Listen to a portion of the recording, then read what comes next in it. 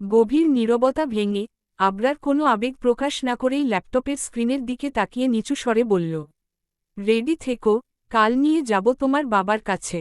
এখন ঘুমিয়ে পড়ো। তার স্বর ছিল স্থির, আত্মবিশ্বাসী, কোনো দোলাচল নেই, কোনো দ্বিধা নেই।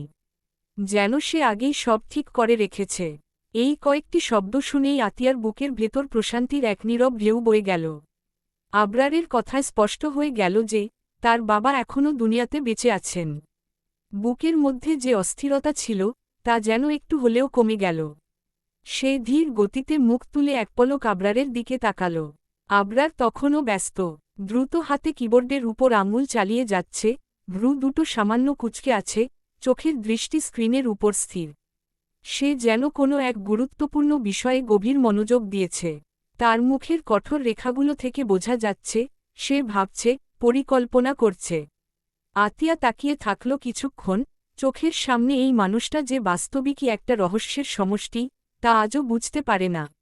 যে মানুষটা ভয়ঙ্কর, কঠোর, একই সাথে এতটা সংযত, সে একই ব্যক্তি আবার নির্দ্বিধায় তাকে তার বাবার কাছে নিয়ে যাওয়ার প্রতিশ্রুতি দিচ্ছে। একটা মৃদু হাসি ফুটল আতিয়ার ঠোঁটে, অজান্তেই। তারপর সে আর কিছু না ভেবে বিছানার একপাশে গুটিয়ে শুয়ে পড়ল। এই রাতে সে শান্তি পেয়েছে, দীর্ঘদিন পর সত্যিকারের প্রশান্তি। তার চোখ ধীরে ধীরে বন্ধ হয়ে এলো, আর সে ঘুমের রাজ্যে হারিয়ে গেল। সময় তার নিজ গতিতে চলতে লাগল। ঘড়ির কাঁটা জানান দিল রাত 4:02।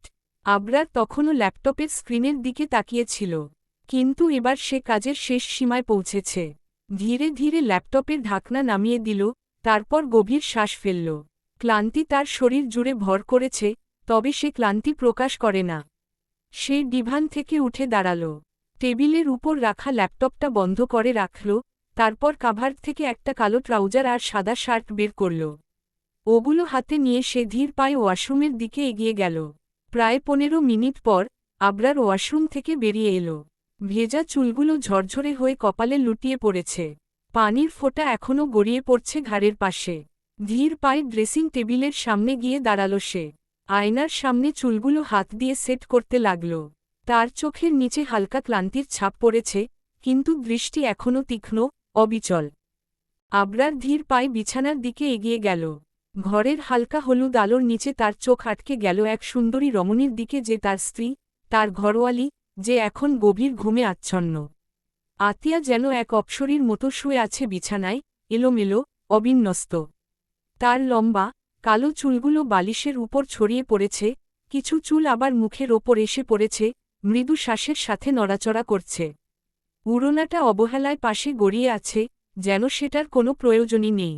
তার এক হাত মাথার ওপরে উঠানো, আরেকটা শরীরের পাশে ছড়িয়ে আছে। পা দুটো এলোমেলোভাবে ছড়িয়ে আছে, যেন ঘুমের মধ্যেও সে মুক্ত থাকতে চায়, কোনো শৃঙ্খল মানতে চায় না। আবরার কিছুক্ষণ চুপচাপ দাঁড়িয়ে তাকিয়ে রইল। এক অদ্ভুত প্রশান্তি বয়ে যাচ্ছে তার ভেতর দিয়ে। সে জানে না কেন এই মেয়েটার দিকে তাকালে তার মনের গহীনে এক অন্যরকম অনুভূতি জন্ম নেয়। তারপর মৃদু স্বরে বলে উঠল, একান্ত নিজের সঙ্গেই, জানি না মেয়ে, তোমার মধ্যে এমন কি আছে যা আমাকে বারবার তোমার দিকে টেনে নিয়ে যায়? কেন তোমার কাছ থেকে দূরে যেতে চাই না আমি? কেন তোমাকে ছাড়া একটা দিন, একটা রাত যেন হাজারো মিনিটের মতো দীর্ঘ লাগে? কেন বারবার তোমার কাছে আসতে চাই আমার এই বেহা মন? সে ধীর পায়ে বিছানার পাশে বসল, আতিয়ার মুখের দিকে তাকিয়ে রইল। তার ঠোঁটের কোণে এক প্রশান্তির ছায়া, যেন কোনো স্বপ্ন দেখছে। আবরার সামনের দিকে ঝুঁকে আতিয়ার মুখের ওপর এসে পড়া চুলগুলো সরিয়ে দিল আলতো হাতে।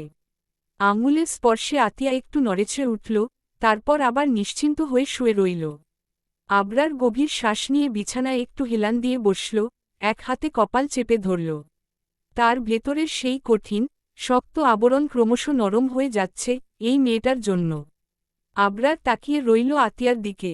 গভীর ঘুমে আচ্ছন্ন সেই মেয়েটাকে দেখলে কেন জানি তার ভিতরে এক অদ্ভুত অনুভূতি খেলা করে। মেয়েটা তার জীবনটা ওলট পালট করে দিয়েছে, অথচ সে নিজেও হয়তো জানে না। আবরার ধীর কণ্ঠে বলে উঠল, এটাকে যদি ভালোবাসা বলো তাহলে ভুল, না আমার মধ্যে ভালোবাসা আছে, আর না কারো প্রতি কিছু হবে। কিন্তু তুমি আমার আসক্তি হয়ে গেছো, ঘরওয়ালি। তোমাকে ছাড়া মাফিয়া ওয়ার্ল্ডের বশো অফ নিঃস্ব। তুমি আমার বুকের বাম পাঁজরের হাড় হয়ে গেছো বহু আগে। তাই তো একদিন না দেখলে বুকের বাম পাশে ব্যথার সৃষ্টি হয়। তার কণ্ঠে যেন এক অদ্ভুত স্নিগ্ধতা, গভীর কোনো স্বীকারোক্তি লুকিয়ে আছে। এই কথা বলেই আবরার ঠোঁটের কোণে এক হালকা হাসি ফুটিয়ে তুলল। তারপর ধীরে ধীরে উঠে বেডের অন্য পাশে চলে গেল, যেখানে তাদের ছোট্ট দুই সন্তান আনিয়া আর আরিয়ান ঘুমিয়ে আছে। বেডের মাঝখানে দুই ফুটফুটে বাচ্চা দুইটা যেন একেবারে নির্ভার হয়ে ঘুমাচ্ছে। ছোট্ট নিঃশ্বাসের ওঠানামা দেখলে মনে হয় ওরা কতটা নিশ্চিন্ত, কতটা নিরাপদ। আবরার তাকিয়ে রইল ওদের দিকে, কপালে মৃদু একটা চুমু দিল। তারপর হালকা হাসতে হাসতে কানের কাছে ফিসফিস করে বলল, তোমাদের আম্মু ভীষণ পচা, বুঝলে তো? সে আমার কষ্ট একদম বোঝে না।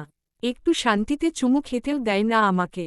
তোমাদের আম্মু তো ভীষণ ছটফট করে, এভাবে ছটফট করলে কেউ ভালোভাবে রোমাঞ্চ করতে পারে নাকি? তার কথা শুনে কেউ উত্তর দিল না, কারণ ওরা তো ঘুমিয়ে আছে। আবরার এক মুহূর্ত আনিয়া আর আরিয়ানের ছোট ছোট হাত দুটো আলতো ছুঁয়ে থাকল। তার নিজেরই বিশ্বাস হতে চায় না, সে একজন বাবা। এই ছোট্ট প্রাণদুটো তার রক্ত, তার অস্তিত্ব বহন করছে।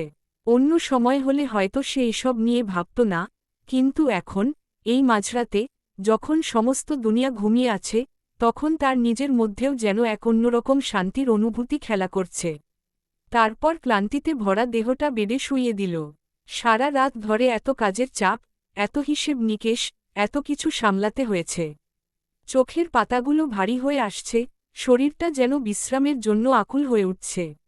সে একবার আতিয়ার দিকে তাকাল, যে গভীর ঘুমে অচেতন। তারপর দীর্ঘশ্বাস ফেলে চোখ বন্ধ করল, আর মুহূর্তের মধ্যেই গভীর ঘুমে তলিয়ে গেল। পরিত্যক্ত বাড়ির ভেতর পা রাখতেই আতিয়ার বুক ধকধক করে উঠল। চারপাশ ঘন অন্ধকারে আচ্ছন্ন, বাতাসে ভাসছে এক অজানা ভয় আর আতঙ্ক। দেয়ালের গায়ে লেগে থাকা স্যাঁতস্যাঁতে দুর্গন্ধ যেন ঘরটাকে আরও রহস্যময়ী আর গা ছমছমে করে তুলেছে। আবরার সামনে হাঁটছে নির্ভীক, তার হাঁটার ভঙ্গিতে এক ধরনের দৃঢ়তা আর নির্লিপ্ততা। আতিয়া ধীর পায়ে তার পিছু পিছু চলল, কিন্তু প্রতি মুহূর্তে মনে হচ্ছে কোনো এক অজানা বিপদ তাদের দিকে এগিয়ে আসছে। বাতাসে ভেসে আসা রক্ত আর পচা মাংসের উৎকট গন্ধে তার গা গুলিয়ে উঠল। দম বন্ধ হয়ে আসার উপক্রম। আতিয়া দ্রুত তার উড়োনাটা টেনে নিয়ে নাক চেপে ধরল, যেন গন্ধটা আর সহ্য করতে না হয়। কিন্তু এই দুর্গন্ধ যেন আবরারের কোনো অনুভূতিই নাড়াতে পারল না। সে অবিচলভাবে সামনে এগিয়ে চলল, যেন এই পরিবেশ তার খুবই পরিচিত, যেন এই ভয়ঙ্করতা তার কাছে কিছুই না। একটি বন্ধ দরজার সামনে এসে থামল আবরার। দরজাটির গায়ে ধুলোর আস্তরণ জমে আছে, কিন্তু আশ্চর্যের বিষয় হচ্ছে, এখান থেকে কোনো দুর্গন্ধ আসছে না। আতিয়া খানিকটা স্বস্তির নিঃশ্বাস ফেলল। উড়োনাটা সরিয়ে নিয়ে একবার গভীরভাবে শ্বাস নিল, যেন নিজেকে স্বাভাবিক করার চেষ্টা করছে। খট করে দরজার কপাট খুলল আবরার। ভেতরে অন্ধকার, চরম নীরবতা। আতিয়ার গা শিউরে উঠল। আবরার নিঃশব্দে রুমের ভেতরে ঢুকে পড়ল। আতিয়া একটু ইতস্তত করলেও শেষ পর্যন্ত সাহস করে তার পিছু নিল। ঘরটার ভেতর এক অদ্ভুত গা ছমছমে পরিবেশ, এতটাই থমথমে যে আতিয়ার মনে হল, এখানে যেন কোনো এক মৃত আত্মার অস্তিত্ব রয়েছে। হঠাৎ আবরার লাইটের সুইচ টিপল। ডিম লাইটের ম্লান আলোয় ঘরটা আলোকিত হল। আস্তে আস্তে সবকিছু স্পষ্ট হয়ে উঠল আতিয়ার সামনে। এক কোণে পড়ে আছে ধুলোমাখা একটা টেবিল, কিছু ছেঁড়া কাগজ মেঝেতে ছড়িয়ে ছিটিয়ে রয়েছে। একপাশে পুরনো কাঠের চেয়ারের উপর শেকল দিয়ে বাঁধা অবস্থায় বসে আছে এক লোক। লোকটি চোখ খুলে তাকাল। আলো তার চোখে এসে পড়ল। কিছু সময় ঝাপসা দেখার পর সে স্পষ্ট দেখতে পেল, সামনে দাঁড়িয়ে আছে আবরার। তার চোখে ভয় অথবা বিস্ময়ের কোনো ছাপ নেই, বরং একরকম শূন্যতা। হঠাৎ লোকটি পাশ ফিরে তাকাতেই তার দৃষ্টি আটকে গেল আতিয়ার দিকে। তারপর যা ঘটল, তা এক মুহূর্তের জন্য অপ্রত্যাশিত। আচমকাই আতিয়া দৌড়ে গিয়ে লোকটিকে শক্ত করে জড়িয়ে ধরল। আব্বু! গভীর কান্নায় ফেটে পড়ল আতিয়া। তার দেহটা কাঁপছে, চোখ দিয়ে অনবরত অশ্রু ঝরছে। তার কণ্ঠে লুকিয়ে থাকা আকুলতা, ভালোবাসা আর বেদনার মিশেলে যেন পুরো ঘরটা ভারী হয়ে উঠল।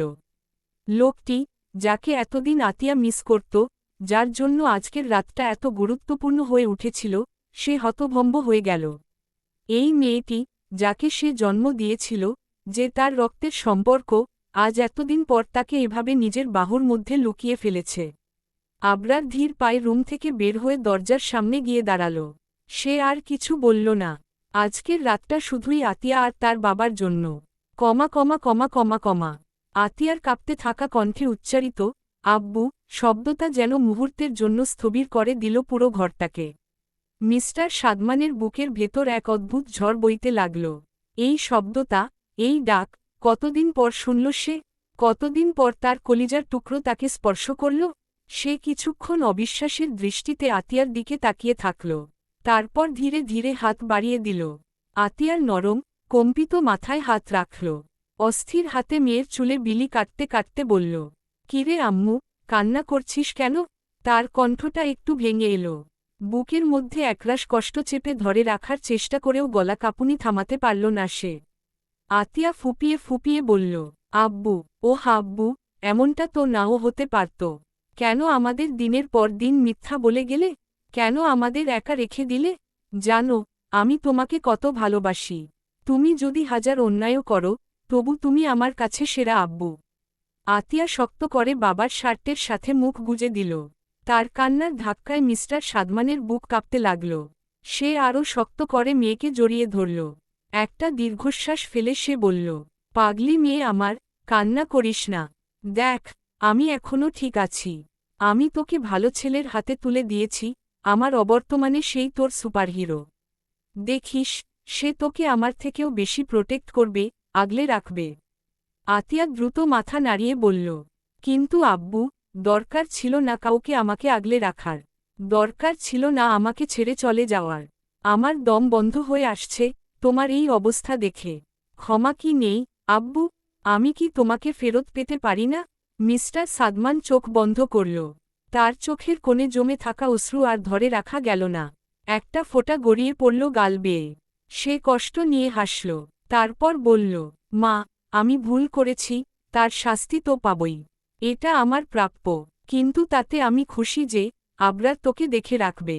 আমি না থাকলেও সে তোকে আমার থেকেও বেশি আগলে রাখবে।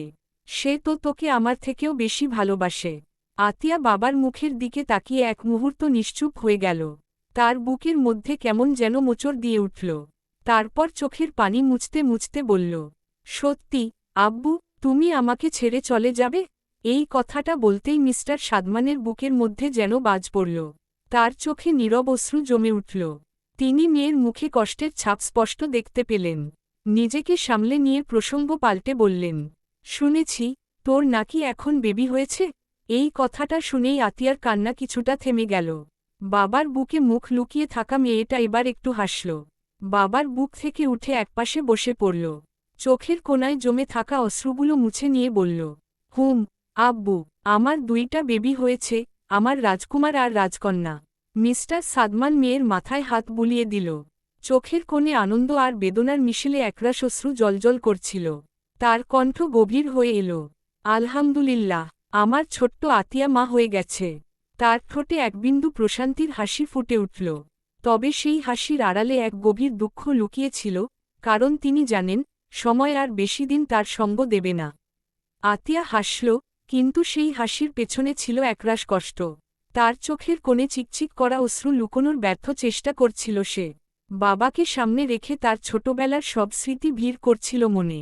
সেই ছোট্ট আতিয়া, যে বাবার হাত ধরে হাঁটত, ঘুমানোর আগে বাবার কাছে গল্প শুনত, যে বাবা ছিল তার প্রথম সুপারহিরো, আজ সেই বাবাকে এভাবে বিদায় জানাতে হবে।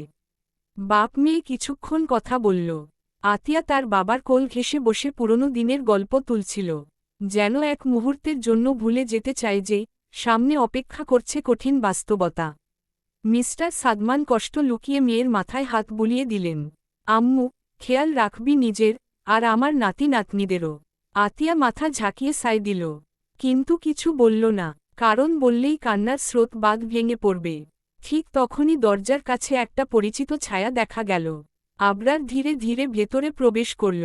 তার চোখে গাম্ভীর্য, মুখে একটা চাপা ভাব। কিছুটা দূর থেকে দাঁড়িয়ে এক ঝলক দেখল দৃশ্যটা, আতিয়া তার বাবার গা ঘেঁষে বসে আছে, চোখ লাল হয়ে গেছে কান্নার দমকে।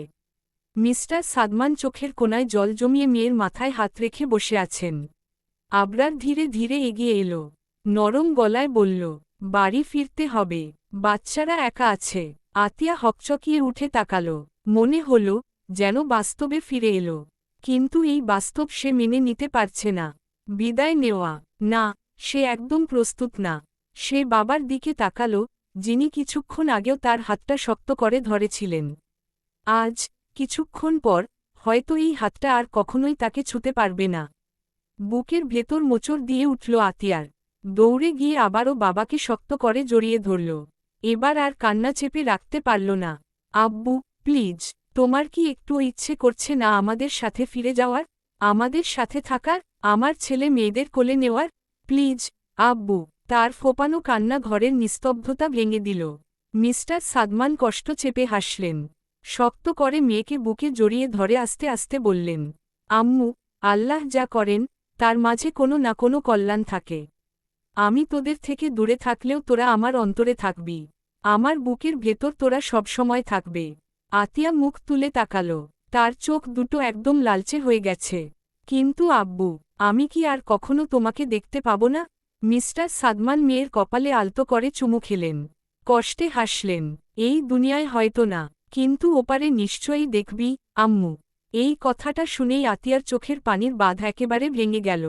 সে বাবার বুকে মুখ গুজে শিশুর মতো ফুপিয়ে কাঁদতে লাগল। পাশ থেকে আবরার এগিয়ে এসে তার কাঁধে হাত রাখল।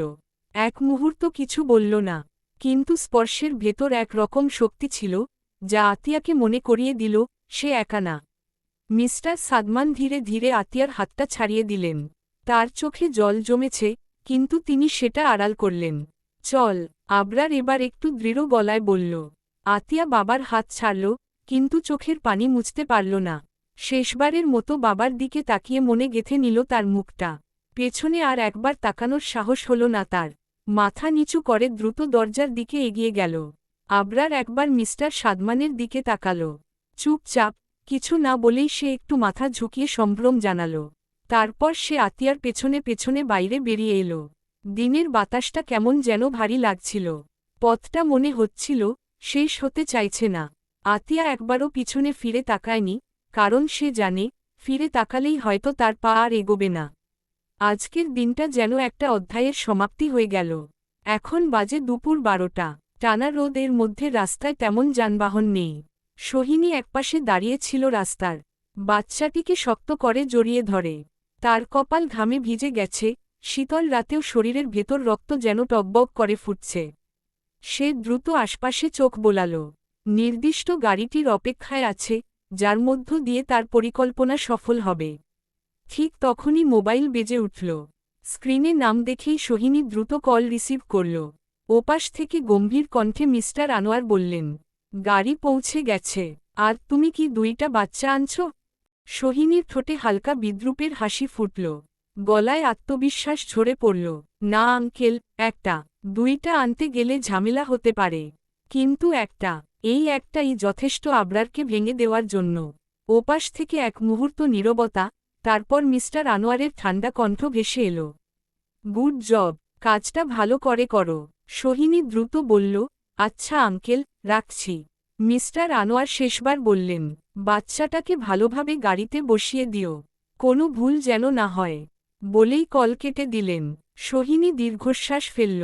মোবাইলটা নামিয়ে একবার বাচ্চাটার দিকে তাকাল। অবুঝ শিশুটি কিছুই বোঝে না। বড় বড় চোখে তাকিয়ে আছে তার দিকে, যেন সেই তার নিরাপত্তার আশ্রয়। অথচ বাস্তবে সোহিনী যা করতে চলেছে, তা সম্পূর্ণ বিপরীত। সেই মুহূর্তে হঠাৎ রাস্তার মোড় ঘুরে একটা গাড়ি দ্রুতগতিতে এসে থামল তার সামনে। কালো রঙের গাড়ির পালিশ করা গায়ে আশপাশের স্ট্রিটলাইটের আলো ঝলসে উঠল। হঠাৎ গাড়িটা থামতেই সোহিনীর বুক ধক করে উঠল। সে দ্রুত মনে মনে প্রার্থনা করল, আল্লাহ, প্লিজ, এই গাড়িতে যেন আবরার না থাকে। তার কপাল ঘামে ভিজে গেল। 1 সেকেন্ড, 2 সেকেন্ড, 3 সেকেন্ড। গাড়ির দরজা খুলল। সোহিনী দ্রুত একপাশে সরে দাঁড়াল, বুকের ভেতর ধুকপুক করতে লাগল। কিন্তু দরজা থেকে নামা ব্যক্তিকে দেখে সে স্বস্তির নিঃশ্বাস ফেলল। সে সৌজন্যসূচক এক হাসি ফুটিয়ে বলল, আপনি? আসে ব্যক্তি কোনো উত্তর দিল না, শুধু তার দিকে তীক্ষ্ণ দৃষ্টি ছুড়ে দিল। সোহিনী কোনো উত্তর না পেয়ে কৃত্রিম এক হাসি ঝুলিয়ে দিল ঠোঁটে। তবে সামনের মানুষটি তার হাসির তোয়াক্কা না করেই সোজাসুজি গম্ভীর কণ্ঠে বলে উঠল, বাচ্চা কই, দাও। সোহিনীর চোখে এক মুহূর্তের জন্য ভয়ে জ্বলে উঠল, তবে পরক্ষণেই নিজেকে সামলে নিয়ে সে দ্রুত কোলে থাকা শিশুটিকে সামনের ব্যক্তির দিকে এগিয়ে দিল। লোকটি কোনোরকম কোমলতা না দেখিয়ে এক ঝটকায় শিশুটিকে ছিনিয়ে নিল তার কোল থেকে। শক্ত হাতে ধরা পড়ায় আরিয়ান ব্যথায় কুঁকড়ে গেল, ছোট্ট মুখটা কুঁচকে উঠে কান্নায় ভেঙে পড়ল। আরিয়ানকে কাঁদতে দেখে সোহিনী বিরক্ত মুখে সাবধান করে বলল, বাচ্চা কান্না করছে, তাড়াতাড়ি নিয়ে যান, নয়তো কেউ এসে পড়বে। সোহিনীর কথায় লোকটি বিরক্ত মুখে কঠিন সুরে উত্তর দিল, তোমার মতো এত কেয়ারলেস আমি না। দুইটা বাচ্চা আনতে পারো না, আবার বড় বড় কথা বলো। এই কথা বলেই লোকটি দ্রুত গাড়িতে উঠে বসল। মুহূর্তের মধ্যে গাড়িটি শব্দ তুলে ছুটে চলল পথের ধুলো উড়িয়ে। সোহিনী দাঁড়িয়ে রইল রাস্তায়। দুপুরের সূর্য মাথার ওপরে, কিন্তু তার ভেতরটা কেমন জানি শীতল হয়ে এলো। চোখ সরিয়ে সামনে চলতে থাকা গাড়িটির দিকে তাকিয়ে ঠোঁট বাঁকিয়ে ব্যঙ্গ করে বলে উঠল, হু, এত দম যখন, নিজেই গিয়ে আনতে পারতে। আমাকে ঝামেলায় ফেলার কি দরকার ছিল? এই একটা বাচ্চা চুরি করতেই আমার জান বেরিয়ে গেল, আর এ বলছে দুইটা আনতে। বলেই দীর্ঘশ্বাস ফেলল সোহিনী। সোহিনী আর এক মুহূর্তও দাঁড়াল না। তার বুক ধুকপুক করছে, ভয়ে যেন শিরদাঁড়া বেয়ে নামছে নিচে। যে কোনো সময় আবরাররা চলে আসতে পারে, তখন ধরা পড়ে যাওয়ার ভয় আছে। তাই সে দ্রুত পায়ে হেঁটে বাড়ির ভেতরে প্রবেশ করল, যেন কিছুই হয়নি এমন ভঙ্গিতে। বাড়ির পরিবেশ একদম স্বাভাবিক। ড্রয়িং রুমের এক কোণে রাখা দোলনায় ছোট্ট আনিয়া গভীর ঘুমে মগ্ন। তার মুখে শান্তির ছাপ, যেন পৃথিবীর কোনো অশান্তি তার ছোট্ট দুনিয়াকে স্পর্শ করতে পারেনি। মিসেস মোহনা আনিয়া ও আরিয়ানকে একসঙ্গে ঘুম পাড়িয়ে দিয়েছিলেন, তারপর গিয়েছিলেন রান্নাঘরে। রান্নার প্রস্তুতি নিচ্ছেন ব্যস্তভাবে, কারণ আজকের খাবার হতে হবে একটু স্পেশাল। বাড়ির সবাই একসঙ্গে খাবে, এই চিন্তাতেই তার মুখে প্রশান্তির ছাপ। এটাই ছিল সোহিনীর সুযোগ। মিসেস মোহনা যখন রান্নায় ব্যস্ত, তখনই নিজের কাজটা সেরে নিয়েছে সে। তাই কেউ কিছু টের পায়নি। তবু কিছু একটা যেন মনের ভেতর কাটার মতো বিধে আছে। চারপাশে ভালোভাবে দেখে নিল সে, কেউ আছে কি না, কেউ তার ওপর নজর রাখছে কি না। কিছুই সন্দেহজনক মনে হল না। নিশ্চিন্ত হয়ে নিঃশব্দে উপরে নিজের রুমে চলে গেল সে। যেন কিছুই ঘটেনি, যেন সবকিছু একদম স্বাভাবিক। 5 মিনিট পর আবরার আর আতিয়া বাড়িতে ফিরল। আবরারের শরীর যেন ক্লান্তিতে ভেঙে পড়ছে, চোখে মুখে অবসাদের ছাপ। চুপচাপ সিঁড়ি বেয়ে উপরে উঠতে লাগল সে, মাথায় হাজারো চিন্তার ভার। অন্যদিকে আতিয়া ঘরে ঢুকেই পরিচিত কণ্ঠে ডাক দিল, দাদিজান, ও দাদিজান, তুমি কোথায়? মিসেস মোহনা শাড়ির আঁচল দিয়ে ঘাম মুছতে মুছতে ড্রয়িং রুমে এলেন। তার চোখে মুখে ক্লান্তির ছাপ থাকলেও ঠোঁটের কোণে একচিলতে মমতামাখা হাসি। এই তো দাদুমনি, আমি রান্নাঘরে ছিলাম। কি হয়েছে? আতিয়া তাড়াতাড়ি বলল, আমার প্রিন্স আর প্রিন্সেস কোথায়? মিসেস মোহনা হাসলেন, যেন আতিয়ার উদ্বিগ্নতা বুঝতে পারলেন। হাত উঁচিয়ে ইশারা করে বললেন, ওরা দোলনায় ঘুমাচ্ছে, এখনও ওঠেনি। আতিয়ার মুখে তৃপ্তির হাসি ফুটে উঠল। ক্লান্ত মন একটু প্রশান্তি পেল। সে ধীরে ধীরে দোলনার দিকে এগিয়ে গেল, প্রিয় সন্তানদের একবার দেখতে।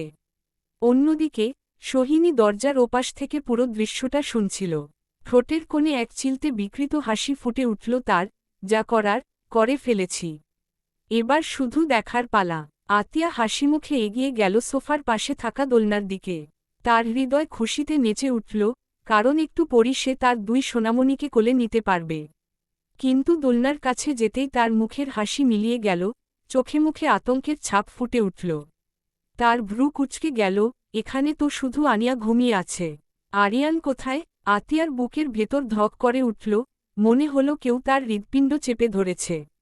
দ্রুত চারপাশে তাকাল, কিন্তু কোথাও আরিয়ানের দেখা নেই। গলা শুকিয়ে গেল তার, হাত পা ঠান্ডা হয়ে এল। শ্বাস নিতে কষ্ট হচ্ছিল। কাপা কণ্ঠে সে মিসেস মোহনাকে জিজ্ঞাসা করল, দাদিজান, আমার আরিয়ান কোথায়? আতিয়ার এই বিচলিত কণ্ঠস্বর শুনে মিসেস মোহনাও থমকে গেলেন। তার হাসিমাখা মুখ মুহূর্তের মধ্যেই ম্লান হয়ে গেল। তিনি দ্রুত আতিয়ার পাশে এসে দাঁড়ালেন। দোলনার দিকে তাকাতেই তার ভেতরটা কেঁপে উঠল, সত্যিই তো, আনিয়া এখানে ঘুমিয়ে আছে, কিন্তু আরিয়ান নেই।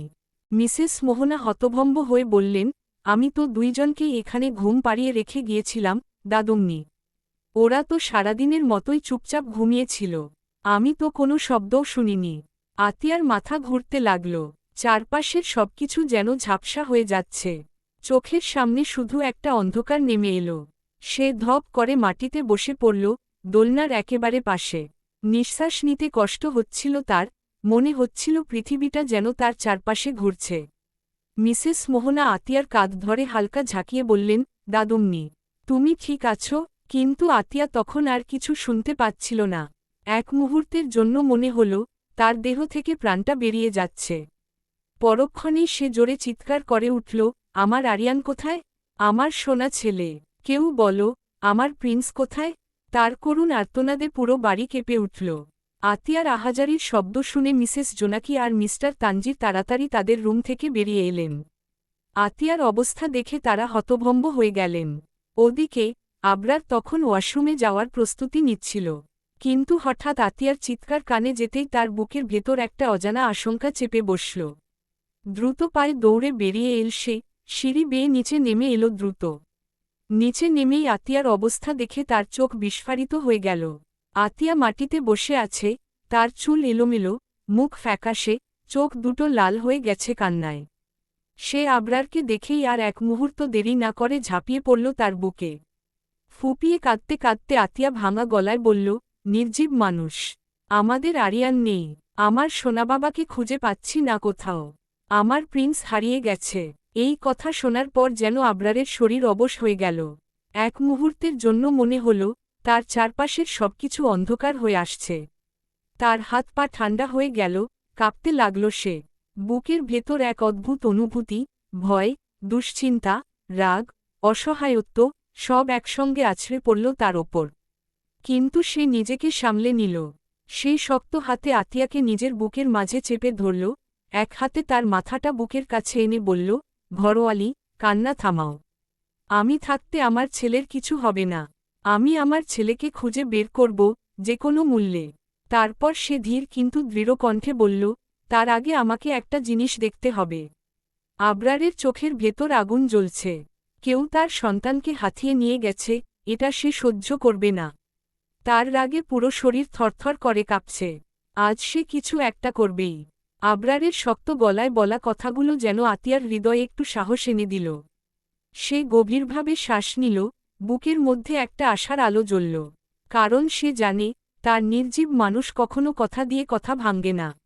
যদি আবরার বলে যে সে আরিয়ানকে খুঁজে আনবে, তাহলে সে অবশ্যই আনবে।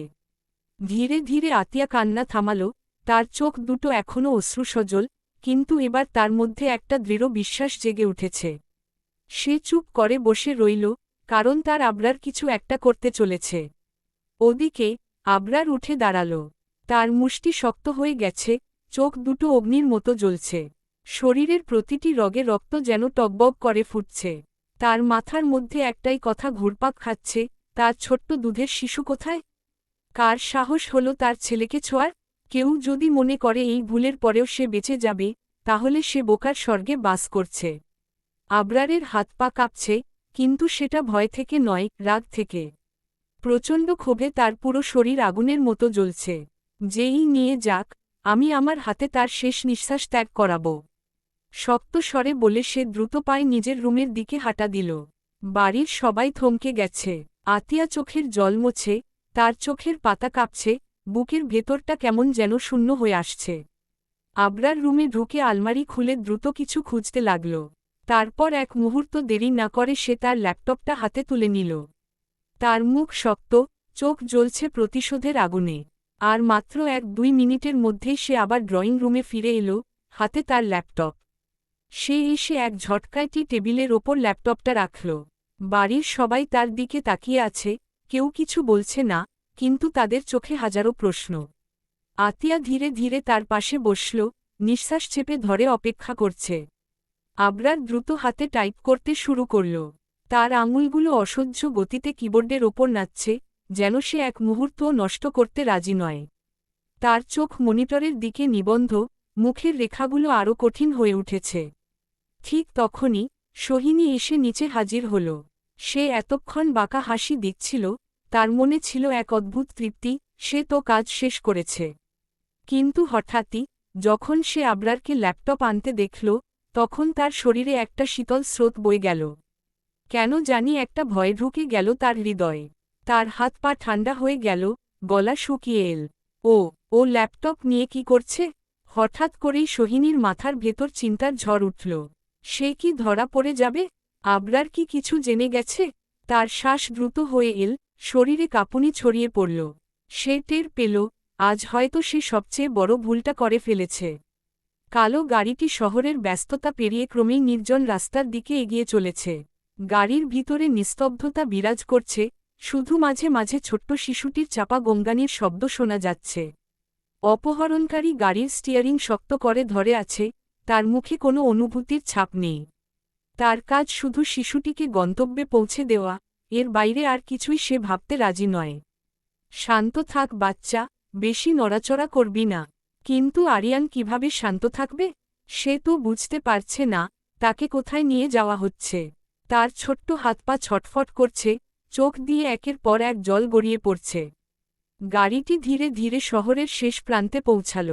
চারদিকে অন্ধকার, শুধু রাস্তার পাশে কয়েকটা ভাঙাচোরা বিল্ডিং দাঁড়িয়ে আছে। একসময় হয়তো এখানে কাজ চলত, কিন্তু এখন জায়গাটা পরিত্যক্ত। গাড়িটি থামল একটা পুরনো গোডাউনের সামনে। আশপাশে নীরবতা, না কোনো কোলাহল, না কোনো মানুষের উপস্থিতি। ব্যক্তিটি দ্রুত দরজা খুলে গাড়ি থেকে বেরিয়ে এলো। এক হাতে শক্ত করে আরিয়ানকে কোলে তুলল। শিশুটির চোখ ফোলা ফোলা, নরম গাল বেয়ে অশ্রু গড়িয়ে পড়ছে। উয়া! আচমকা ব্যথায় কান্না করে উঠল আরিয়ান। ব্যক্তিটি বিরক্ত চোখে তাকালো, যেন এই কান্নার শব্দ তার সহ্য হচ্ছে না। চোখ মুখ কুঁচকে গরম নিঃশ্বাস ছাড়ল, তারপর দ্রুত পায়ে গোডাউনের ভেতরে ঢুকে পড়ল। গোডাউনের ভেতরে একটা ধুলোবালি জমা পরিবেশ। বাতাসে গন্ধ শুকনো কাঠ আর পুরনো রক্তের। মাঝখানে একটা কাঠের চেয়ার, সেখানে বসে আছে এক শক্ত চেহারার মধ্যবয়সী ব্যক্তি। মিস্টার আনোয়ার। তার শরীর জুড়ে একটা শীতল অথচ ভয়ঙ্কর আভা ছড়িয়ে আছে। ঠোঁটে বিদ্রূপের হাসি, চোখে এক ধরনের অদ্ভুত দানবীয় উন্মাদনা। ব্যক্তিটি কাছে গিয়ে এক ঝটকায় আরিয়ানকে ছুড়ে দিল মিস্টার আনোয়ারের দিকে। আহ! আরিয়ান শক্ত মেঝেতে ধপ করে পড়ল। ব্যথায় আবারও কান্নায় ভেঙে পড়ল ছোট্ট শিশুটি। চেয়ার থেকে উঠে দাঁড়িয়ে আনোয়ার তার দিকে তাকাল। তার চোখে এক অদ্ভুত বিস্ময়। শিশুটির মুখের দিকে একদৃষ্টিতে তাকিয়ে রইল, যেন সে কোনো পুরনো স্মৃতি দেখছে। তার ঠোঁটে এক হাসি ফুটল। বাহ বাহ, এত দেখি আবরারের কপিক্যাট, ঠিক যেন ছোট্ট আবরার। সেই নিচু হয়ে আরিয়ানের ছোট্ট মুখটা হাতে তুলে ধরল, নরম গালে হাত বুলিয়ে দুঃখভরা কণ্ঠে বলল, শুধু জনটাই ভুল জায়গায় হয়েছে, নয়তো তোর জীবন অন্যরকম হতো। আরিয়ান বুঝতে পারছে না এই অপরিচিত লোকটাকে। তার বুকের মধ্যে ভয় ক্রমেই বাড়ছে। খিদের যন্ত্রণা আর ভয়ের চাপে শিশুটি আবারও কেঁদে উঠল। গোডাউনের এক কোণে দাঁড়িয়ে থাকা আনোয়ারের সহকারী নিলয় গলা খাকারি দিয়ে বলল, স্যার, আমার মনে হয় বাচ্চাটার ক্ষুধা লেগেছে। আনোয়ার ধীরে ধীরে নিলয়ের দিকে তাকাল। তার চোখ দুটো রাগে চকচক করছে। তোর কি তাতে? একে এনেছি মারার জন্য, এখন না খেয়ে মরলে তো আমাদেরই লাভ। তারপর হঠাৎ করেই সে অদ্ভুতভাবে হেসে উঠল, এক ভয়ঙ্কর, বিদঘুটে হাসি। আরিয়ান ভয়ে আরও শক্ত করে চোখ বন্ধ করে নিল, তার ছোট্ট শরীরটা কাঁপছে। আজ এই পরিত্যক্ত অন্ধকার জায়গায় তার ভাগ্য কি হতে চলেছে? Till till till till till till till till till till. Abrar কিছুক্ষণ দ্রুত হাতে টাইপ করতে থাকল। ল্যাপটপের স্ক্রিনে একের পর এক ফুটে উঠল তার পুরো বাড়ির নজরদারি ক্যামেরার ফুটেজ। প্রথমে সে ড্রয়িং রুমের দৃশ্য বড় করে তুলল। সময় সেট করল দুপুর 12টা থেকে। সবার চোখ স্থির হয়ে গেল স্ক্রিনের দিকে। আতিয়া কাপা কাপা হাতে মুখ চেপে ধরে নিঃশ্বাস আটকে তাকিয়ে রইল। ভিডিওতে দেখা যাচ্ছে মিসেস মোহনা স্নেহভরে আরিয়ান ও আনিয়াকে দোলনায় শুইয়ে দিচ্ছেন, মৃদু হাতে তাদের শরীরে চাদর জড়িয়ে দিচ্ছেন যেন তারা আরামে ঘুমাতে পারে। ছোট্ট আরিয়ান শান্ত শ্বাসে ঘুমিয়ে আছে, তার ছোট্ট বুকটা ধীরে ধীরে উঠানামা করছে। আতিয়া এই দৃশ্য দেখে একটু স্বস্তি পেল, কিন্তু তার চোখে পানি জমে উঠল। আমার ছেলে, আমার আরিয়ান। আবরার কোনো কথা বলল না, একমাত্র ঠান্ডা চোখে স্ক্রিনের দিকে তাকিয়ে রইল। দুপুর 12টা বেজে 33 মিনিট। স্ক্রিনে হঠাৎ একটা নতুন ছায়া ফুটে উঠল। সোহিনী। সে চুপিসারে এগিয়ে আসছে দোলনার দিকে। তার চোখে ধূর্ত এক শয়তানি। চারপাশে সতর্ক চোখ বুলিয়ে নিল, যেন নিশ্চিত হতে চাচ্ছে কেউ তাকে দেখছে না। তারপর সে ধীরে ধীরে হাত বাড়িয়ে আরিয়ানকে তুলে নিল কোলে। না! আতিয়া হঠাৎ কেঁদে উঠল, আবরারের বুক থেকে নিজেকে ছুঁড়ে বেরিয়ে এলো। তার চোখে যেন আগুন জ্বলছে। আমার ছেলে, দেখুন নির্জীব মানুষ, আমার আরিয়ানকে কিভাবে তুলে নিচ্ছে। সে ব্যথা পাচ্ছে, সে কান্না করছে। আমার বুক ফেটে যাচ্ছে। আবরার রাগে ঠোঁট চেপে ধরল। তার মুখে কোনো কথা নেই, কিন্তু ভেতরের তীব্র ক্রোধ তার শরীর কাঁপিয়ে দিচ্ছে। স্ক্রিনে দেখা যাচ্ছে, সোহিনী দ্রুত আরিয়ানকে নিয়ে বাড়ির বাইরে চলে এলো। তারপর সে দাঁড়িয়ে অপেক্ষা করতে লাগল। কিছুক্ষণের মধ্যেই একটা কালো গাড়ি এসে থামল। গাড়ির দরজা খুলে একজন লোক বেরিয়ে এলো। সোহিনী তার সঙ্গে কয়েক মুহূর্ত কথা বলল, তারপর সে নির্দ্বিধায় শিশুটিকে তার হাতে তুলে দিল। আতিয়া এবার সত্যিই সহ্য করতে পারল না। মাথা ঘুরে উঠল, শরীর শক্ত হয়ে গেল। আমার সন্তান, আমার আরিয়ান।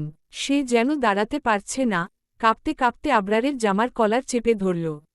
আমাকে আমার সন্তান ফিরিয়ে দিন। শুনছেন নির্জীব মানুষ, আপনি তো শক্তিশালী, আপনি তো সবার থেকে আলাদা। আমার সন্তানের জন্য কিছু করুন। আবরারের কপালে এক ফোঁটা ঘাম জমে উঠল। তার শিরাগুলো ফুলে উঠেছে, হাত মুষ্টিবদ্ধ হয়ে আছে। চোখ বন্ধ করল সে। তীব্র রাগের অনুভূতি তার শরীর জ্বালিয়ে দিচ্ছে, কিন্তু এই মুহূর্তে সে দুর্বল হতে পারে না। চোখ আবার খুলল, এবার সেই চোখ লাল রক্তিম হয়ে উঠেছে। এক ফোঁটা পানি গড়িয়ে পড়ল তার চোখ থেকে। আমি ফিরিয়ে আনব, ঘরোয়ালি। তার কণ্ঠ গভীর, শক্তিশালী, প্রতিশ্রুতিবদ্ধ। তুমি আমার আরেক সন্তান আনিয়াকে দেখাশোনা করো। আমি আমার সন্তানকে নিয়ে আসব। আর যারা আমার সন্তানের গায়ে হাত দিয়েছে, তারা এই দুনিয়ায় আর এক মুহূর্তও নিরাপদ থাকবে না। এই কথা বলে সে আতিয়ার হাত আলতো করে ছাড়িয়ে দিল, তারপর শক্ত ভঙ্গিতে উঠে দাঁড়াল। আরিফ দ্রুত কাছে এগিয়ে এলো। ভাই, কোথায় যাচ্ছি? আবরার কোনো উত্তর দিল না। সে দ্রুত নিজের রুমে গেল, আলমারি খুলে নিজের বন্দুক তুলে নিল। নিখুঁত দক্ষতায় সেটাকে লোড করল, কোমরের বেল্টে গুজে নিল আরও কয়েকটা গুলি। ফিরে এসে সে কোনো দ্বিধা ছাড়াই বাড়ির বাইরে বেরিয়ে এলো। তার চোখে এখন শুধুই প্রতিশোধ। গাড়িতে উঠে স্টিয়ারিং ধরল, হাতের আঙ্গুলগুলো দৃঢ় হয়ে এঁটে গেল চাকার চারপাশে। আরিফ ততক্ষণে পেছনের সিটে উঠে বসেছে। গাড়ির ইঞ্জিন গর্জন দিয়ে উঠল। আবরার এক মুহূর্তও নষ্ট করল না। গাড়ি ছুটে গেল শহরের নির্দিষ্ট একদিকের পথে। আজ রাতটা কারো জন্য শান্তির হবে না।